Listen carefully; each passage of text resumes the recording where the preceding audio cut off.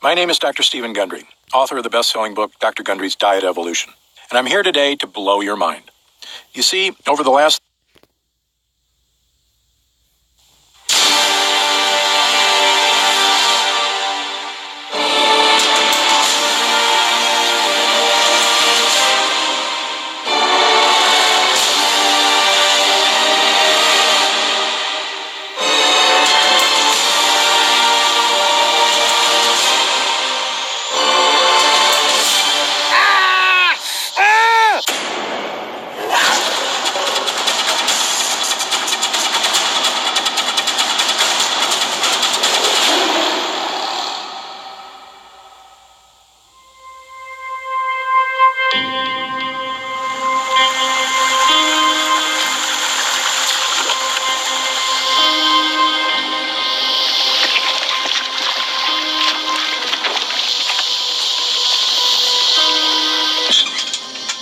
Insect Sting Pain Index needs no new introduction in relation to the work that we do, and my climb toward its summit began with a small creature known as the harvester ant. This experiment into what happens from an onslaught of stings opened the door to a world of pain that I would attempt to endure in the name of education and science. That was one on my neck. Mario, get the one off my neck. If you were watching this video, there's a good chance you remember the velvet ant. Also known as a cow killer, this wingless wasp is famous for having the largest stinger in the insect kingdom. A sting from that creature was intense, but it didn't end there. This is the worst sting I've ever taken. Oh my gosh, guys, this is super bad. The tarantula hawk delivered as promised, with a tidal wave of pain that literally put my arm into a state of paralysis. I can't move my arm! And finally came the moment that the world had been waiting for. The one and only bullet ant. Ranked as having the most painful sting in the insect kingdom, it seemed as if I had conquered the Sting Pain Index mountain. Oh, the stinger's stuck in my arm, look at that! I had reached the summit. I had done it. Or had I? Whispers began to drift amongst the YouTube comment section, and questions began to arise as to whether or not the bullet ant was truly the king of sting. Oh, it's burning more! It's getting worse! Hold on!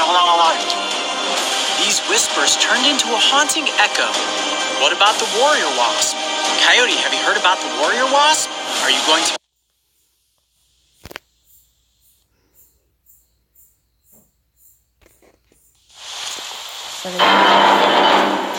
I'm Coyote Peterson. This is a mound of fire ants.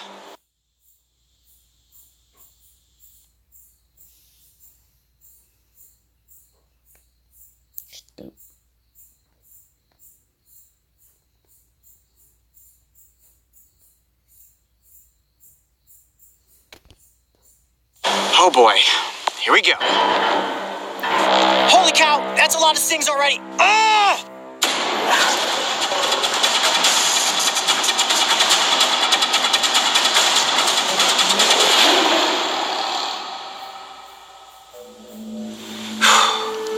All right, guys. So when I was in Arizona, you saw me put my hands into a mound of harvester ants, a species that both bites and stings. I lasted 60 seconds and took a lot of venom. Yep, getting stung already. They're all over my hands now, look at that. Today I'm in South Florida, and right in front of me is a giant mound of fire ants. I'm sure you're looking at this pile of dirt thinking to yourselves, is that really an anthill? Looks like no one's home. I promise you, there are thousands of these fiery little ants beneath the surface. And the second that my hands disturb this dirt, I'm going to be swarmed by these ornery little insects. Am I excited about this? Not really. Am I curious as to what's going to happen? Of course, and I know you guys are too. I think at this point, I am ready to enter the strike zone with the fire ant. The red imported fire ant is native to South America, yet they have established populations in several places across the United States, including Florida. What makes these insects so dangerous is that their mounds camouflage into the environment, resembling nothing more than a pile of dirt. Stumble into one, and before you even realize what you have done, you are caught in the swarm. Now, just like the harvester ant, the fire ant can bite and it can also sting. And they say that the sting of a fire ant feels like putting your hands into a ring of fire. Now, before I actually go through with this, here's a little something we all should know. The sting of this ant species possesses an alkaloid venom known as solnopsin, which exhibits a potent necrotoxic reaction in anyone who is stung. This not only causes searing pain, but also causes the sting zones to swell and form unsightly white pustulates in as little as 12 hours. In short, this is one nasty sting, and boy am I about to get my fair share of them. You build yourself up for these moments, and then you second guess yourself. We've done a couple of practice dry runs at it, just as a rehearsal as to where I'm going to put my hands. When they go in there, I'm going to be able to do this one time. I'm going to try to keep my hands in there for 60 seconds. Heart is racing right now. Hopefully my body reacts okay to the venom. Don't want to go into anaphylactic shock or anything. I did okay with the harvester ants, so I think I'm going to be okay. All right, here we go. Ready? All right, go get in position. I'll be there in a second. All right, man. Never, under any circumstances, try to replicate what you are about to witness in this video.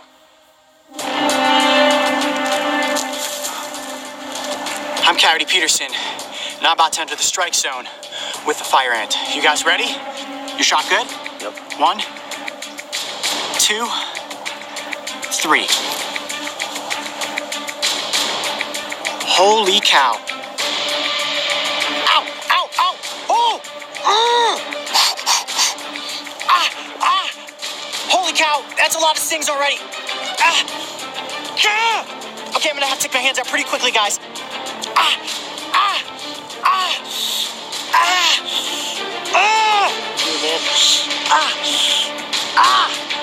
So much worse than the harvester ants. 30 seconds. I gotta stop. You all right? Okay, look up at me, man. How are you? Tell me what you're feeling. A lot of pain. Oh, they're still on me. Ah, my hands are on fire right now. It is worse than the harvester ant. There's no question about it.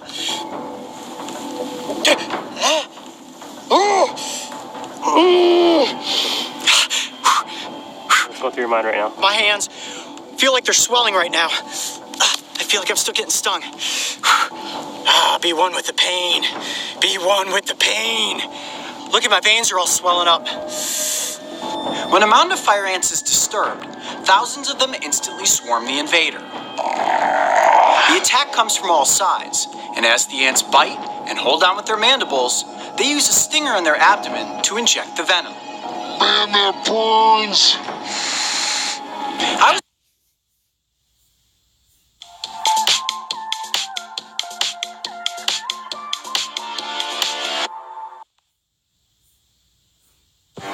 I'm gonna go right for his head. You ready? Whoa, watch yourself, watch yourself.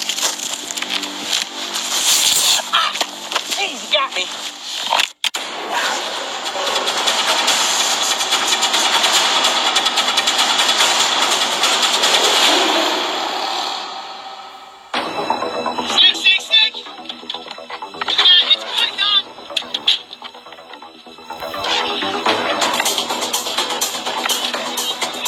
Burmese python. Wow, pretty good size too. Oh, he's hissing. Let me get him back out here on the road. Whoa. Holy cow. Man, how did you see him? Jeez. He's just starting across the road. Let me try to get him stopped right here. Whoa, buddy. Whoa, buddy. Bring it back. There we go. Look at that. That is the invasive Burmese python there. Good size one too. Probably about 5.5 feet. I'm gonna go right for his head. You ready? Whoa, watch yourself, watch yourself. You got me. Missed the head and took a bite. Right. Great, yeah, I'm okay. Man, those teeth are sharp. He moved forward just as I was going back. Oh, jeez, he just bit that camera. All right, look at that. That is a python bite right there. All right, hold on. Let me try that again. You ready? Oh, there we go. Wow, look at that mouth. All right. Good thing I've got him the second time. Look at those razor sharp teeth. Man, that's what just went right into my hand. Look at that snake. Man, he nailed you. He did nail me, and that hurt pretty bad. Let me get him under better control here. There we go. Here, let's move out of the wind. Let's kind of tuck into this little impasse here. Here we go. Okay, yeah. Woo! Oh, how cool is that? I didn't think we were going to see anything today. Man, it's most likely this is a snake that was born in the wild. Definitely not used to being around humans. As you can see, gave me a pretty nasty bite on my hand there. Good news for me is that this snake is non-venomous, so I'm going to be just fine. And it's no wonder that these snakes stay so incredibly well camouflaged into the environment. If I put him down in the grasses here, look at this. Just gonna let his head go a little bit. Watch yourself. I don't think he's gonna bite you, don't worry. Look at that. He just completely disappears amongst the grasses and the leaves.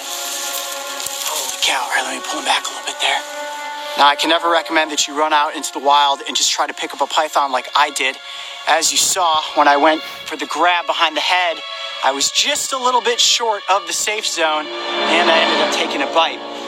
Now, I have one other time in my life caught a Burmese python out here in the wilds of South Florida, but nothing tops coming across a reptile on a day when you didn't think you would see anything. And for just a moment, the sun came out, and of course, as soon as it does, the reptiles begin to get active. Such a beautiful creature.